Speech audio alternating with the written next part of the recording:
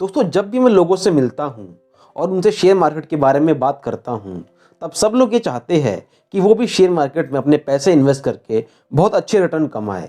लेकिन लोगों को अक्सर ये कंफ्यूजन रहती है कि उन्हें कौन से शेयर बाय करने चाहिए, जिन शेयर की मदद से उन्हें 12 से 15% तक का रिटर्न भी मिले, वो भी बहुत लो रिस्क पर। तो ऐसे में मैं उन्हें इंडेक्स फंड में पैसे इन्वेस्ट करने को बोलता हूँ, लेकिन वो बहुत शॉकिंग रिएक्शन के साथ ये पूछते हैं कि ये इंडेक्स फंड क्या होता है। और अगर आपको भी नहीं पता इंडेक्स फंड क्या होता है तो टेंशन मत लीजिए। आज हम इस वीडियो में इंडेक्स फंड क्या है, कैसे काम करता है, आपको क्यों इंडेक्स फंड में इन्वेस्ट करना चाहिए और किस तरह से आप इंडेक्स फंड में इन्वेस्टमेंट स्टार्ट कर सकते हैं, यही सब जानेंगे। दोस्तों बेसिकली एक इंडेक्स फंड देश की इकोनॉमी और ग्रोथ को शो करता है। जैसे हमारे देश में दो इंडेक्स है, एक बीएसई सेंसेक्स और एनएसई निफ्टी। अब बीएसई सेंसेक्स के अंदर इंडिया की टॉप 30 कंपनीज आती है और इसी तरह से निफ्टी के अंदर इंडिया की टॉप 50 कंपनीज आती है। तो जब भी हम मार्केट में सुनते हैं कि यार सेंसेक्स 150 पॉइंट बढ़ गया या निफ्टी 50 पॉइंट बढ़ गया, तब हमें इन्हीं कंपनियों की ओवरऑल ग्रोथ को निफ्टी या सेंसेक्स के नाम पर दिखाया जाता है। और अगर आप निफ्टी या सेंसेक्स के ग्राफ को देखोगे तो आपको ये पता चलेगा कि इंडिया का स्टॉक मार्केट पिछले कई सालों से लगातार बढ़ रहा है।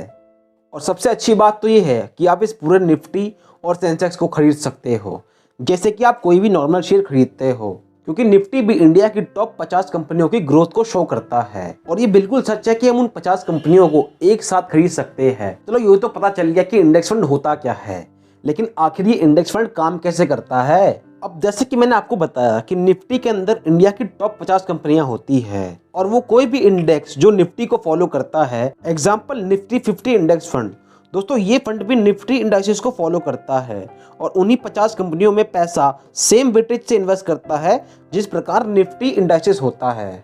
थोड़ा डिटेल में समझते हैं। जैसे एचडीएफसी बैंक को निफ्टी इंडाइसेस में 11.21 का वेटेज दिया है और रिलायंस इंडस्ट्रीज को 11.17 का वेटेज दिया है, इन्फोसिस को भी 7.25 का वेटेज दिया है। तो इसी अकॉर्डिंग निफ्टी 50 इंडेक्स फंड को भी इन्वेस्ट करना होता है। मान लो अगर आप निफ्टी 50 इंडेक्स फंड में 100 रुपये इन्वेस्ट करते हो तो आपके 11.21 रुपये एचडीएफसी में इन्वेस्ट होते हैं, फिर 11.17 रुपये रिलायंस इंडस्ट्री में इन्वेस्ट होते हैं, फिर 7.23 रुपये इन्फोसिस में इन्वेस्ट होते हैं और बाकी बचे अदर कंपनीज में इन्वेस्ट होते हैं।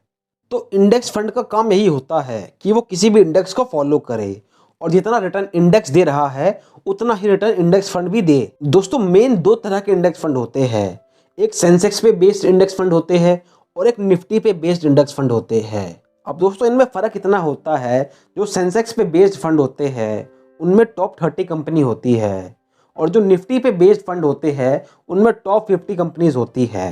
अब आप लोग में से कुछ लोग कहेंगे कि यार ये तो म्यूचुअल फंड की तरह ही है, लेकिन दोस्तों ऐसा नहीं है और जल्द ही मैं इसके ऊपर एक डिटेल्ड वीडियो भी बनाऊंगा कि कौन ज़्यादा बेटर है, म्यूचुअल फंड या इंडेक्स फंड।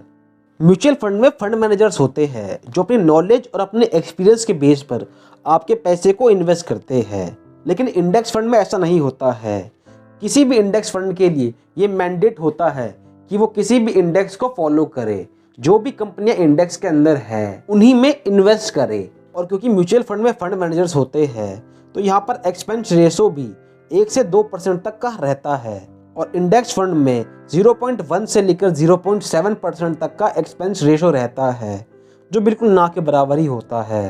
अब थोड़ा इंडेक्स फंड की हिस्ट्री को देख लेते हैं।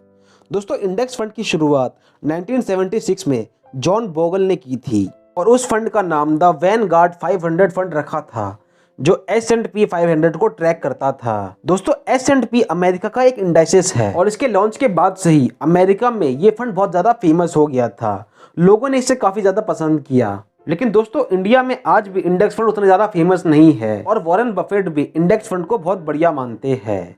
दोस्तों उनका मानना ये है कि लॉन्ग टर्म के लिए इंडेक्स फंड बहुत बढ़िया इन्वेस्टमेंट है। अब क्योंकि मार्केट में बहुत सारे ऑप्शंस अवेलेबल है तो आपको इंडेक्स फंड में क्यों इन्वेस्ट करना चाहिए। फर्स्ट, लो फीस। दोस्तों इंडेक्स फंड में आपको बहुत कम फीस देनी पड़ती है और लॉन्ग टर्म में आपको ये बहुत बढ़िया बेनिफिट देते हैं। Second, index fund beats mutual fund mostly. दोस्तों इसका मतलब ये है कि ज़्यादातर टाइम म्यूचुअल फंड एक्सपर्ट और फंड मैनेजर्स भी इंडेक्स फंड के रिटर्न को बीट नहीं कर पाते हैं और पिछले कई सालों में डाटा भी यही शो करता है। थर्ड, ये उन इन्वेस्टर्स के लिए बहुत बढ़िया है जिन्हें स्टॉक मार्केट के बारे में ज़्यादा पता नहीं होता, और साथ ही ये उनके लिए भी बढ़िया है जो स्टॉक मार्केट में इन्वेस्ट तो करना चाहते हैं लेकिन वो भी बहुत कम रिस्क पर। दोस्तों, अब तक हमने 3 पॉइंट्स के बारे में बात की।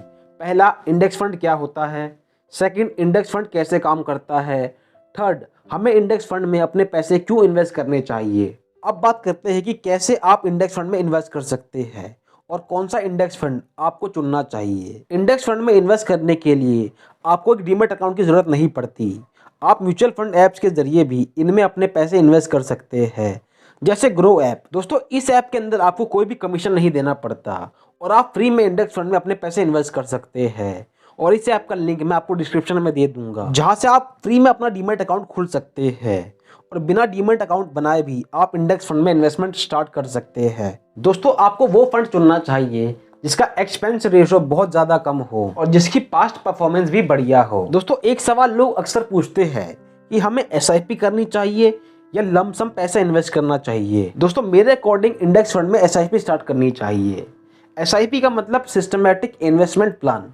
दोस्तों, SIP के ऊपर मैं एक डिटेल में वीडियो ज़रूर बनाऊंगा। अभी आप ये समझ लीजिए, SIP के अंदर हर महीने एक फिक्स्ड अमाउंट आपके बैंक से इंडेक्स फंड में ऑटोमेटिकली इन्वेस्ट होता रहता है, और अगर आप इस SIP को लॉन्ग टर्म के लिए इन्वेस्ट करते हो, जैसे 10 या 20 सालों के लिए, और उस टाइम पर आपके पास एक बहुत बड़ा अमाउंट कलेक्ट हो जाएगा। तो दोस्तों, अब आपको ये समझ आ गया होगा कि इंडेक्स फंड क्या होता है, कैसे काम करता है और क्यों आपको उसमें इन्वेस्ट करना चाहिए और आप कैसे उसमें इन्वेस्ट कर सकते हैं।